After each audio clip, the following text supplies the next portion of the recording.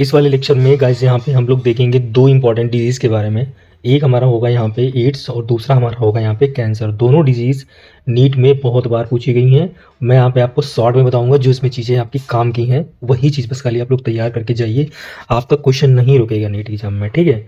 तो आइए हम लोग यहाँ पे शुरुआत करते हैं। तो पहला यहाँ पे जो हमारा पॉइंट रहेगा, the word AIDS stand for acquired immuno deficiency syndrome. पहली बात तो आपको ये इसका फुल फॉर्म होना पता होना चाहिए। अब इसका मतलब क्या होता है? This means deficiency of immune system occur during the lifetime of an individual, indicating that it is not a congenital disease. Important है, ये कोई congenital disease नहीं है। congenital का मतलब क्या होता है? Since birth. क्या? सिंस बर्थ, ठीक। तो यहाँ पे लिखा है during the life time of an individual that it is not a congenital disease. तो ये इंपॉर्टेंट है, ये बर्थ से नहीं होता, ये आप एक्वायर करते हो अपनी गलतियों की वजह से, है ना। सिंड्रोम का मतलब क्या होता है? Syndrome means a group of symptom. Syndrome का मतलब क्या होता है? सिम्टम का एक ग्रुप। ये भी चीज़ें आपको पता होनी चाहिए। आगे AIDS was first reported in 1981, सबसे पहले 1981 में। And in the last 25 years or so, it has spread all over the world, killing more than 25 million। थी ये सारे डेटा आपको याद करने हैं, डेटा से क्वेश्चन आएगा। कितने? लगभग लास्ट 25 साल में इसने जो है लगभग 25 मिलियन पर्सन को क्या किया है? किल कर दिया है, ठीक। और ये पहली बार 1981 में मिला था। इसके बाद की बातें देखते हैं। ये बातें बहुत इंपॉर्टेंट है। AIDS is caused by human immuno deficiency virus. ये काफ़ी इंपॉर्टेंट है। ह्यूमन इम्यूनो डेफिशिएंसी वायरस यानी HIV, ठीक। तो एड्स जो होता है, इसका पॉजिटिव एजेंट क्या होता है? HIV वायरस होता है, वायरल डिजीज है। ए member of virus called retro virus. तो ये किस प्रकार का वायरस है? Retro virus. Which have an envelope including the RNA genome. तो इसके पास में इन्वेलप है। आपने पढ़ा होगा वायरस में न्यूक्लियो प्रोटीन का बना होता है, मतलब न्यूक्लिक एसिड भी होता है और क्या होता है? प्रोटीन का उसमें कवर होता है ना। तो इसके पास में भी इन्वेलप होता है और इसका जो न्यूक्लिक एसिड होता है वो क्या होता है? RNA होता है, ठीक। ये बात ध्यान रखनी है। और न्यूक्लिक एसिड ही जो होता है वो इन्फेक्टिव एजेंट होता है, मतलब इन्फेक्शियस जो पार्ट होता है वायरस का वो क्या होता है? न्यूक्लिक एसिड, ना कि प्रोटीन कोट। ध्यान देना अच्छे से तरीके से। Transmission of HIV infection generally occur by. तो यहाँ पे दिया है कि ट्रांसमिशन कैसे हो सकता है? Sexual contact with infected person by transfusion of contaminated blood and blood product, ठीक। तो यहाँ पे ट्रांसफ्यूजन ऑफ कॉन्टामिनेटेड ब्लड या ब्लड प्रोडक्ट से। By sharing infected needle as in the case of intravenous drug abusers. जैसे कि मान लो किसी के पास एड्स है या कोई बहुत ज़्यादा ड्रग अब्यूज़ कर रहा है, मतलब ड्रग्स ले रहा है, तो उसका निडल अगर जो आपने शेयर कर लिया तो उसकी वजह से भी हो सकता है। फ्रॉम इन्फेक्टेड मदर, ये इंपॉर्टेंट है यहाँ पे, from infected mother to her child through the placenta. Important है, इन्फेक्टेड मदर होगी तो प्लेसेंटा के थ्रू ये क्रॉस करके जा सकता है। ये यहाँ पे कुछ कारण दिए, कुछ क्या 4 कारण यहाँ पे दिए गए हैं जिससे हमारा स्प्रेड हो सकता है AIDS. So people who are at high risk of getting this infections include individual who have multiple sexual partner. तो जो ऐसे इंडिविजुअल लगातार मतलब मल्टीपल सेक्सुअल पार्टनर करते हैं तो उनके ज़्यादा चांसेस होते हैं। Drug addict who take drug intravenously, individual who require repeated blood transfusion and children prone to an HIV। तो यहाँ पे ड्रग एडिक्ट जो होते हैं, जो इंट्रावेनस ड्रग लेते हैं, ऐसे इंडिविजुअल में भी क्या होता है? हो सकता है। क्लियर है? डू यू नो, क्या आप जानते हैं? When do people need repeated blood transfusion. क्या आप जानते हैं कि लोगों को रिपीटेड ब्लड ट्रांसफ्यूजन की कब जरूरत पड़ती है? तो देखो, रिपीटेड ब्लड ट्रांसफ्यूजन कब यूज़ किया जाता है? या तो आपका ब्लड प्रॉपर मतलब कैंसर हो गया हो, मतलब कैसा? RBC वाला कैंसर, या तो आपके जैसे परनीसिस एनीमिया हो गई हो, बहुत सारी मतलब एनीमिया आपकी हो गई हो, तो आपको रिपीटेड ब्लड ट्रांसफ्यूजन की ज़रूरत पड़ती है। इसके अलावा क्या होता है? डायलिसिस के केस में भी रिपीटेड ब्लड ट्रांसफ्यूजन की नीड होती है ना। तो ये कुछ चीज़ें यहाँ पे हैं जो NCERT ने पूछी है, तो ये आपको पता होनी चाहिए। Find out and make a list of such condition. तो यहाँ पे बोला गया है कि कुछ दो तो मैंने बता दी कि रिपीटेड, जैसे कि मान लो को कैंसर हो गया, ब्लड कैंसर हो गया, तो ब्लड कैंसर में भी आपको लगातार ब्लड को रिप्लेस करवाना पड़ेगा, या आपकी RBC लगातार क्लम्प कर रही है, क्लम्पिंग ऑफ RBC हो रही है तो आपको लगातार करवाना पड़ेगा, या आपके डायलिसिस हो गया है, तो ये सारे केसेस में आपको ब्लड ट्रांसफ्यूजन लगातार करवाना पड़ेगा। तो ये चीज़ यहाँ पे है। या फिर एड्स भी हो गया है, एड्स में भी ऐसा ही होता है ना। It is an important to note that HIV या AIDS is not spread by mere touch. अगर जो आपने किसी को टच कर लिया है या फिजिकल कॉन्टेक्ट या किसी को हक कर लिया या कुछ हो गया तो उसकी वजह से आपको एड्स नहीं होने वाला है। इसके अलावा यहाँ पे देखना है आपको वो इंपॉर्टेंट चीज़ जो यहाँ पे डिस्कस कर रहे हैं। ठीक, it spread only through the body fluid, सिर्फ और सिर्फ ये बॉडी फ्लूइड के थ्रू ये वो स्प्रेड हो सकता है। It is hence imperative for the physical or psychological well-being that the HIV AIDS infected person are not isolated from the family or the society। यहाँ थोड़ी सी इमोशनल दिखाया गया है कि अगर जो ऐसा कोई HIV पेशेंट है उसको उसके छूने या उसके फिजिकल टच से ऐसा कुछ नहीं हो रहा है या उसको हक करने से, तो उसको आप सोसाइटी से ना ही आइसोलेट करें, मतलब उसको सोसाइटी में रहने दें। There is always time lag between the infection and appearance of AIDS symptom. यहाँ पे लिखा है कितना टाइम लग सकता है सिम्टम के आने में। अगर जो एक बार HIV हो गया है आपके तो सिम्टम के आने में कितना टाइम लग सकता है। दिस पीरियड में vary from few month to many year. काफ़ी इंपॉर्टेंट है, यूजुअली 5 से 10 साल। ये डेटा बहुत इंपॉर्टेंट है, डेटा आपको मिस करके नहीं जाना है। पहली बात तो फ्यू मंथ से मैनी ईयर लग सकता है या फिर यूजुअली 5 से 10 ईयर लग सकता है आपको। ठीक, ये चीज़। अब पहले इसका फिगर हम लोग देखते हैं। यहाँ पे देखो रेट्रोवायरस है। कैसा वायरस है? रेट्रोवायरस। तो देखो रेट्रोवायरस यहाँ पे है, ये वायरल प्रोटीन कोड है, ये वाला यहाँ पे दिखाया गया, ये अंदर इसके RNA है। ठीक, वायरल RNA कोर। ठीक, virus infected cell, virus infect normal cell. अब देखो ये क्या कर रहा है, ये नॉर्मल सेल को इन्फेक्ट करने जा रहा है। मतलब ये यहाँ पे HIV का यहाँ पे आया इस जगह पे। अब ये एक सेल है, ये वाली, ये क्या दिखाएगी, एक सेल दिखाएगी। इसके ऊपर ये प्लाज्मा मेम्ब्रेन है, ये एनिमल सेल है। ठीक, ये क्या किया, प्रोटीन कोड बाहर रखा, वायरल जीनोम को अंदर डाल दिया, तो viral RNA is introduced into the cell. तो इसने प्लाज्मा मेम्ब्रेन को क्रॉस करके कहाँ पे आ गया, सेल के अंदर आ गया। अब viral DNA is produce bye reverse transcription. आपने मोलिकुलर बेसिस ऑफ इनहेरिटेंस में पढ़ा होगा कि जो रेट्रोवायरस होते हैं ये RNA से DNA बनाने लगते हैं, है ना। रेट्रोवायरस का काम वैसे यूजुअली क्या होता है, DNA से RNA बनता है, लेकिन रिवर्स ट्रांसक्रिप्शन या इसी को हम लोग बोलते हैं टेमिनिज्म। क्या बोलते हैं, टेमिनिज्म। 2 वैज्ञानिक थे, बाल्टीमोर एंड टेमिनिज्म। ठीक है, उन्होंने इस चीज़ को डिस्कवर किया था। ठीक, कि RNA से भी DNA बन सकता है इन the case of retrovirus. Clear है ये बात। तो यहाँ पे इसने क्या किया, DNA बना लिया। अब viral DNA incorporate into host genome. तो यहाँ पे जो वायरल DNA हमारा है ये होस्ट के जीनोम में क्या हो गया, इनकॉर्पोरेट हो गया। ये देखो इसका जीनोम है, ये इसका DNA है। अब इसी साथ में ये इंटेंगल्ड हो गया। क्लियर है, ये न्यूक्लियस है इसका। New viral RNA is produce by the infected cell. अब देखो DNA से क्या बनना है, सिंपल सी बात है, RNA बनना है। तो ये न्यू RNA बनाने लगता है with the help of replication. तो यहाँ पे न्यू RNA, अब ये जो RNA बनेगा ये इन्फेक्टेड RNA बनेगा, है ना। सिंपल सी बात है भाई, RNA जो इन्फेक्टेड था उसने DNA बनाया with the help of reverse transcription, और ये जो DNA बना इसने ये न्यूक्लियस के अंदर गया, जो नॉर्मल सेल थी उसके न्यूक्लियस में गया, इंटेंगल्ड हो गया जो नॉर्मल जीनोम था ह्यूमन का उसके साथ में, मतलब नॉर्मल DNA के साथ में। फिर इसने क्या किया, आपस में वही जो बायोटेक्नोलॉजी हम लोग पढ़ते हैं, ठीक है, उसमें आपस में इंटेंगल होके इसने जो अब RNA फॉर्म किया होगा with the help of replication, तो with the help of transcription. ठीक है, तो ट्रांसक्रिप्शन से इसने नया RNA बनाया, वो कैसा होगा, इन्फेक्टेड होगा, है ना, इन्फेक्टेड। तो देखो यहाँ पे ये न्यू वायरस आर प्रोड्यूस, और ये न्यू वायरस जो होता है, किसी ने अगर जो मान लो इस आदमी ने अपना ब्लड ट्रांसफ्यूजन करवाया या किसी नॉर्मल फीमेल के साथ में इसने सेक्स किया, ठीक है, तो ये वाला RNA जो है बाहर निकल गया और new virus can infect other cell. तो ये क्या किया, इसने अदर सेल को इन्फेक्ट कर दिया। तो यहाँ पे लिखा भी है, इस चीज़ को पढ़ लो, infected cell can survive while virus are being replicated and release. Infectious cell can survive while virus are being replicated and released. तो यहाँ पे इन्फेक्टेड सेल कैन सर्वाइव, ठीक है, while viruses are being replicated. तो जब तक उसका replication हो रहा है तब तक तो वो, या जब तक रिलीज नहीं हो रहा तब तक तो वो नॉर्मल वहाँ पे वो सर्वाइव कर रहा है। क्लियर है, ये चीज़ यहाँ पे बताई है इन्होंने। चलिए आगे देखते हैं, यहाँ पे आगे ये वाला पैरा पढ़ते हैं। यहाँ पे इंपॉर्टेंट है जो चीज़ मैं बता रहा हूँ, वो सारी चीज़ें इंपॉर्टेंट पूछी गई हैं इसमें। After getting into the body of a person, अब देखो वही सारी चीज़ें यहाँ पे जो फिगर में दी है वही सारी चीज़ें यहाँ पे बताई गई है।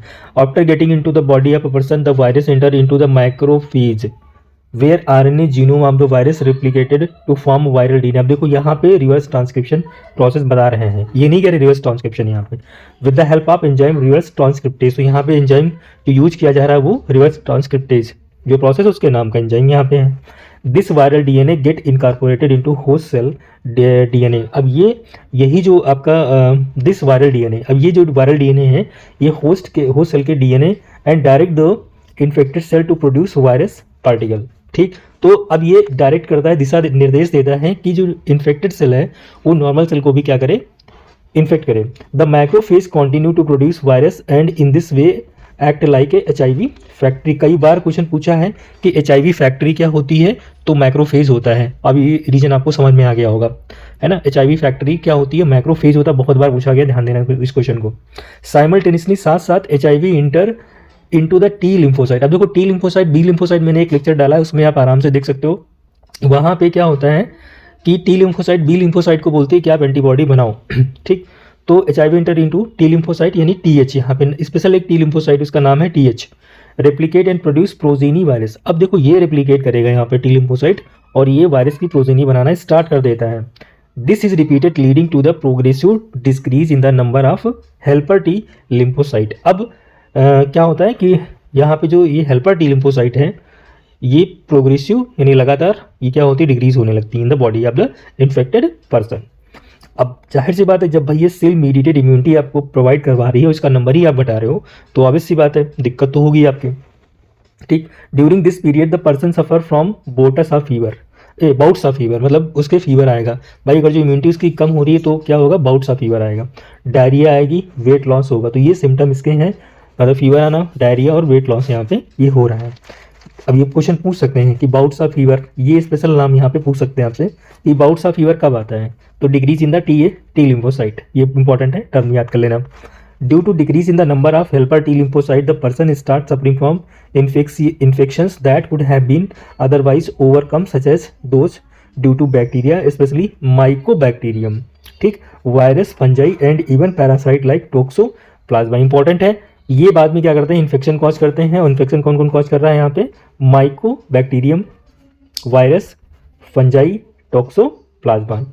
पैरासाइट यहाँ टोक्सोप्लाज्मा के बारे में बताया गया है। ठीक, इसके बाद में है the patient become so immunodeficient that he she's unable to protect herself against these infection.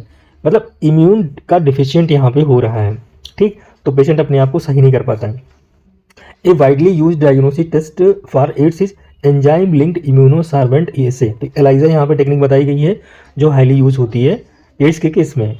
Treatment of AIDS with anti retroviral यानी ART। ठीक, anti retroviral drug is only partially effective. तो यहाँ पे लिखा है ये फुल्ली इफेक्टिव नहीं है, सिर्फ और सिर्फ कैसी हैं, पार्सली इफेक्टिव हैं। वनली टर्न पे ध्यान देना यहाँ पे है। ठीक, they can only prolong the life of the patient but can not prevent death which is inevitable. तो इनएविटेबल मतलब डेथ इस केस में सर्टेन, निश्चित होती है डेथ है इस केस में, अगर जो एक बार एड्स हो गया है। ART का यूज करके आप उसकी लाइफ स्पैन बढ़ा सकते हैं। जैसे कि मान लो वो 60 साल में मान लो वो 40 साल में मरने वाला था पहले, तो आपने ART की वजह से उसको 60 साल, तो सही तो है यार, 60 साल तो वैसे भी एवरेज लाइफ होती है। बस ये मत सोचो कि मेरे एड्स हो गया है। ठीक, तो ART का यूज करो, आराम से एड्स से बचे रहो। प्रिवेंशन क्या हो सकता है, तो प्रिवेंशन यहाँ पे as AIDS has no cure. तो पहली बात तो इसका कोई क्योर नहीं है, prevention is the best option. सबसे पहले भैया जागरूकता अपने पास रखिए, मल्टीपल पार्टनर से सेक्स करने से बचिए, या फिर सेक्स करो तो कंडोम का यूज करो। ब्लड ट्रांसफ्यूजन देख लेना। ठीक है, इंट्रावेनस आपको ड्रग अब्यूज नहीं करना है। ये सारी चीज़ें हैं जो प्रिवेंशन कर सकते हैं। Moreover HIV infection more often spread due to conscious behaviour pattern and is not something that happen inadvertently। ठीक, लाइक निमोनिया और टाइफॉइड। यहाँ पे ये बताया गया है कि ये तुम्हारे कॉन्शियस बिहेवियर पे है। जैसे कि मान लो निमोनिया, टाइफाइड आपके हो जाते हैं, जो जाने जाने में हो जाते हैं। ठीक, तो उसको हम लोग प्रिवेंट नहीं कर पाते, वो जाने जाने में हो जाते हैं। जैसे मान लो हमने बाहर गए तो निमोनिया हो गया ठंडक में, तो वो चीज़ें चलो ठीक है समझ में आती है। लेकिन इसमें तो आपको पता है ना कि एड्स किस किस चीज़ से फैल रहा है। तो भैया प्रिवेंशन इज बेटर क्योर। आप खुद जागरूकता रखनी अपने अंदर।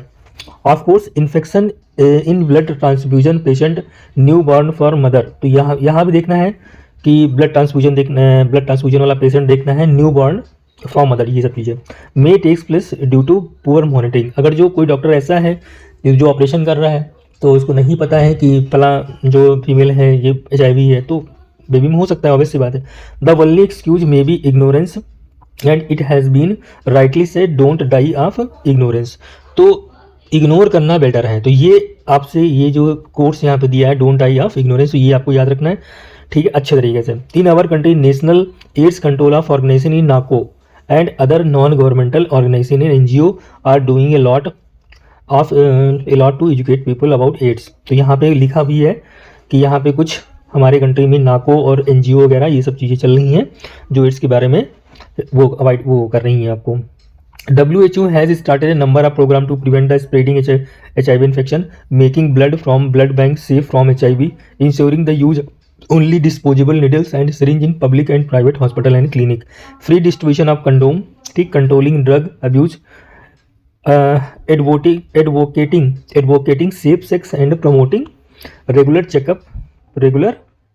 checkup for HIV in susceptible population are some such step. देखो कहीं कहीं ऐसी कोई पॉपुलेशन है जहाँ पे लग रहा है कि भाई यहाँ पे 1000 लोगों की पॉपुलेशन में कम से कम 4-5 लोग HIV इन्फेक्टेड हैं, तो उनको थोड़ा सा आइसोलेशन या फिर थोड़ा सा उनको मॉनिटरिंग करने की वहाँ पे नीड है, तो इससे हम लोग बच सकते हैं। Infection with HIV or having AIDS is something that should not be hidden since then the infection may be spread to many more people. HIV AIDS infected people need help and sympathy instead of being shunned by society। ठीक, अब ये सारी चीज़ें इतनी important नहीं है, जो इसमें इंपॉर्टेंट था वो मैंने आपको बता दिया। माइकोप्लाज्मा, टॉक्सोप्लाज्मा ये याद कर लेना है। जो प्लाज्मा होता है वो HIV फैक्ट्री की बात करें तो माइक्रोफेज होता है। इसमें दो इसमें क्या होते हैं, मतलब ये इसमें रिवर ट्रांसक्रिप्शन रेट्रोवायरस होता है। ये सारी चीज़ें आपको ध्यान रखनी है। होप ये लेक्चर आपको एड्स के बारे में बहुत ज़्यादा अच्छे समझ में आया होगा। अब हम लोग कैंसर पे आते हैं। दो मैंने बोला था, 2 डिसीज में यहाँ पे कंप्लीट करूंगा अच्छे से। Cancer is one of the most dreaded disease of the human being and is major cause of death all over the globe. बहुत इंपॉर्टेंट है, मोस्ट ड्रेडेड डिसीज है और major cause of death all over the globe. पूरे world में लगभग major cause इसी से death का यही है। मोर देन अ मिलियन मतलब लगभग 10 lakh Indians suffer from cancer and larger number of them die from it annually. तो यहाँ पे नंबर याद करना, डेटा आपको, तो मोर देन यहाँ पे लिखा 10 लाख के ऊपर लोग इंडिया में कैंसर से क्या कर रहे हैं, सफर कर रहे हैं, और इसमें से बहुत से लोग मर भी रहे हैं। ये बात ध्यान रखनी है। The mechanism that underlie development of cancer or oncogenic transformation of cell, its treatment and control have been some of the most intense area of the research in biology and medicine। Important है यहाँ पे cancer और oncogenic transformation cell. अब oncogenic transformation cell क्या होता है अभी इस लेक्चर में आपको आगे समझ में आएगा। फिलहाल ये चीज़ आपको यहाँ पे समझ में आनी चाहिए कि यहाँ पे कुछ ये डेवलपमेंटल एरिया है जिसमें आप रिसर्च कर सकते हैं। ठीक, वैसे BMS भी बूम कर रहा है इस मामले में। कैंसर को ट्रीट करने में BMS काफ़ी इफेक्टिव है, मतलब आयुर्वेदा काफ़ी इफेक्टिव है, जो कि मैं खुद कर रहा हूँ। In our body cell growth and depreciation is highly controlled and regulated. काफ़ी इंपॉर्टेंट है।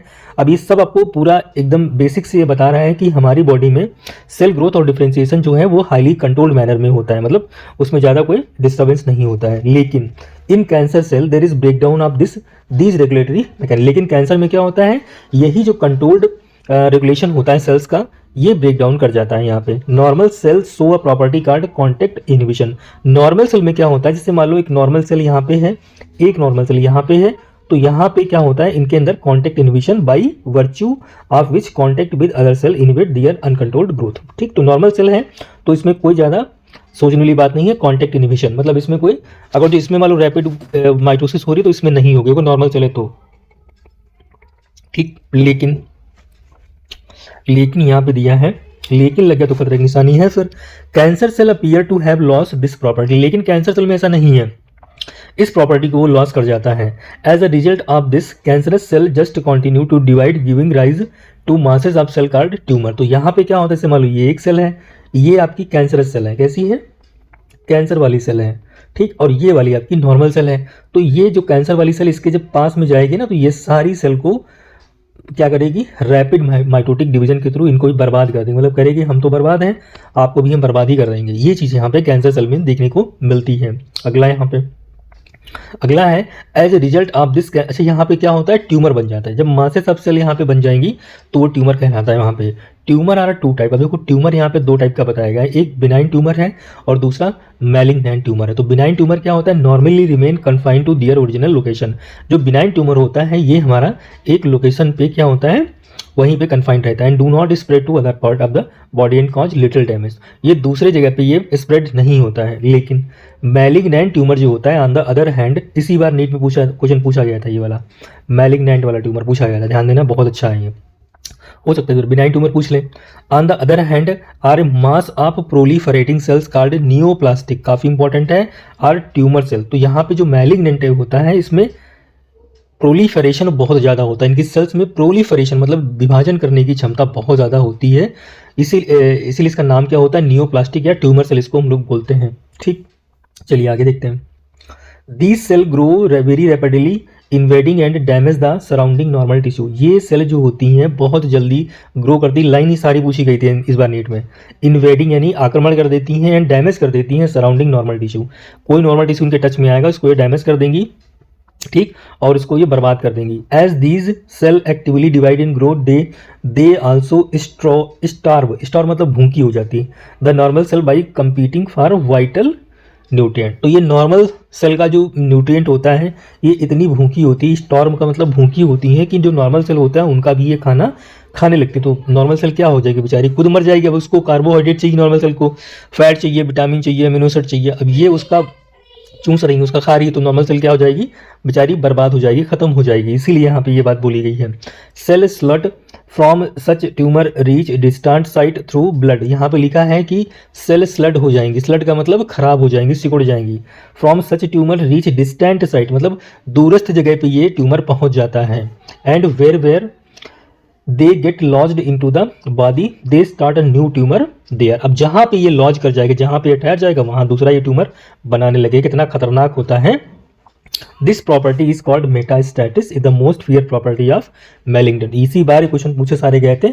मैलिग्नेंट ट्यूमर की जो प्रॉपर्टी होती है, बड़ी खतरनाक प्रॉपर्टी होती है, मोस्ट फियर प्रॉपर्टी, उसको बोलते हैं मेटास्टैटिस। मेटास्टैटिस का मतलब होता है दूसरी सेल में मतलब जैसे कैंसर सेल है तो वो दूसरी सेल के पास जाने से उसको ही बर्बाद कर देती है।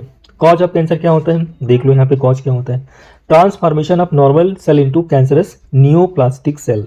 कैंसर सेल का मतलब neoplastic cell may be induced by physical. अब देखो फिजिकल या केमिकल या बायोलॉजिकल, तीन यहाँ पे एजेंट बताए गए हैं, फिजिकल, केमिकल या biological agent. These agent are carcinogenic. अब ये कार्सिनोजेनिक होते हैं। Ionising radiation like X ray and gamma ray are, अच्छा देखो यहाँ पे आयोनाइजिंग यहाँ पे दिया है एक्सरे और गामा रेज, तो इसको ऐसे याद कर सकते हो, आई गो एक्स, ठीक, IgX करके याद कर सकते हो। ये आयोनाइजिंग गामा रेज हो गया, और IgX करके या जो भी आपका मन, GIX करके जो भी आपका मन करे इसको याद कर लो, कई बार पूछा गया है, कंफ्यूज कर जाओगे वहाँ, पक्का बता रहे हैं। अगर जो आयोनाइजिंग रेडिएशन या नॉन आयोनाइजेशन रेडिएशन पूछ ले तो वहाँ पे कंफ्यूज कर जाओगे। नॉन आयोनाइजिंग में क्या हो जाएगा, लाइक UV, तो यहाँ पे UV रे जो होती है कॉज DNA डैमेज, तो यहाँ पे UV रे जो होती है वो DNA के डैमेज को कॉज करती है, leading to neoplastic transformation. Neoplastic transformation का मतलब क्या हो गया, कैंसर को बनाने वाला। इंपॉर्टेंट है। The chemical carcinogenic present in tobacco smoke have been identified as a major cause of lung cancer. जो टोबैको में जो हमारा कार्सिनोजन प्रेजेंट होता है ये लंग कैंसर के लिए काफ़ी ज़्यादा होता है, मतलब प्रभावी होता है। Cancer causing virus card oncogenic virus, जो ऐसे वायरस जो कैंसर को कॉज करते हैं उनको क्या बोलते हैं, oncogenic virus. Have gene card viral oncogene, इनके पास में एक जीन होती है, भाई न्यूक्लिक एसिड होता है, प्रोटीन, भाई वायरस है तो न्यूक्लिक एसिड प्रोटीन होगा ही होगा उसके पास, तो इनका जो जीन होता है वो ऑन्कोजीन होता है, ठीक, viral oncogene. Further more several gene card cellular oncogene यानी सी ऑन्क, इंपॉर्टेंट है। कुछ ऐसे भी जीन होते हैं जो सेलुलर ऑन्कोजीन होते हैं, मतलब सी ऑन्क, या इसी का दूसरा नाम क्या होता है, प्रोटो ऑन्क। क्या नाम होता है, proto onc oncogene. Have been identified in normal cell, यहाँ पे लिखा है कि सेलुलर ऑन्कोजीन या फिर प्रोटो ऑन्कोजीन ये नॉर्मल सेल में हमेशा प्रेजेंट होते हैं, which when activated under certain condition could lead to oncogenic transformation of the cell. Simple सी बात है भाई, सब नॉर्मल सेल में क्या होता है, सी ऑन्क होता है, प्रोटो ऑन्क होता है, लेकिन अगर जो आपका इम्यून सिस्टम खराब हुआ या कहीं माइटोटिक डिवीजन किसी सेल में होने लगा, जैसे कि मान लो आप एक्सरे या गामा रेज के टच में आ गए या बहुत ज़्यादा UV रेज के टच में आ गए, तो आपकी जो नॉर्मल सेल है उसमें सी ऑन्क ऑलरेडी प्रेजेंट है या प्रोटो ऑन्क ऑलरेडी प्रेजेंट है, तो ऐसा क्या होता है फिर जो नॉर्मल सेल होती है वो किसमें होती है, ऑन्कोजेनिक या न्यूप्लास्टिक ट्रांसफॉर्मेशन करने लगती है, मतलब नॉर्मल सेल वो कैंसर सेल में बदल जाती है। ये चीज़ यहाँ पे। अब यहाँ पे आते हैं और चीज़ देखते थोड़ा। तो यहाँ पे लिखा है कि लास्ट टॉपिक है cancer detection and diagnosis. Early detection of cancer is essential as it allow the disease to treated successfully in many cases. Early detection हो गया तो ये सक्सेसफुली इसको हम ट्रीट भी कर सकते हैं। Cancer detection is based on biopsy, important है, are histopathological study of the tissue and blood, important है। या तो हम लोग बायोप्सी करें, बायोप्सी मतलब कोई एक टिश्यू ले लें, जैसे मान लो हमको लग रहा है कि यहाँ पे सस्पेक्टेड टिश्यू है, यहाँ पे कैंसर है, या यहाँ पे वो ऑन्कोजेनिक ट्रांसफॉर्मेशन हो रहा है, तो वहाँ से वो चुपचाप टिश्यू ले लिया, उसको चेक किया लैब में ले जाके।